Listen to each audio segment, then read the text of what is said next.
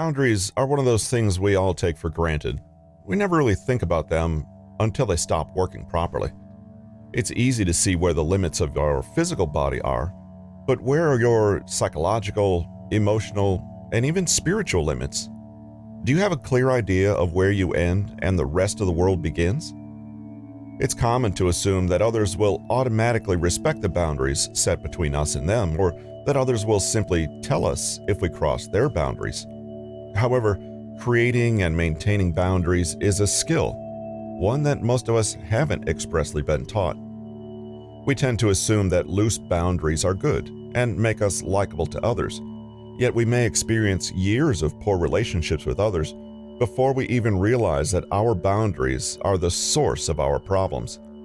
Similarly, it's easy to mistake overly strict boundaries as a marker of self-respect, but they too harm our ability to form healthy bonds with others. In this book, we'll be looking closely at what a boundary actually is, the different kinds of boundaries that exist, and exactly how to turn unhealthy boundaries into self-serving, non-negotiable standards.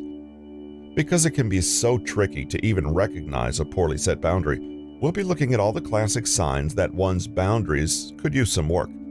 In addition, we'll also look at the signs and symptoms of insufficient boundaries that are less common. By digging in deep to uncover the unconscious beliefs that inspire and motivate our everyday behavior, we can begin to unravel the habits that keep us stuck in disrespectful, exhausting, or even abusive dynamics. From there, we can start to build identities that align with the lives we actually want for ourselves. On the surface, boundaries don't seem like such a big deal. However, the closer you look, the more you'll see that mastering the art of perfectly balanced boundaries is at the core of optimum mental, physical, and spiritual health. The following story is completely fictional, but similar situations have taken place numerous times across the globe. It may have even happened to you. See if you can recognize yourself in it. A single woman is actively dating and trying out lots of new ways to meet new people. One day, her mother's friend sets her up with a young man who everyone believes she will get along well with.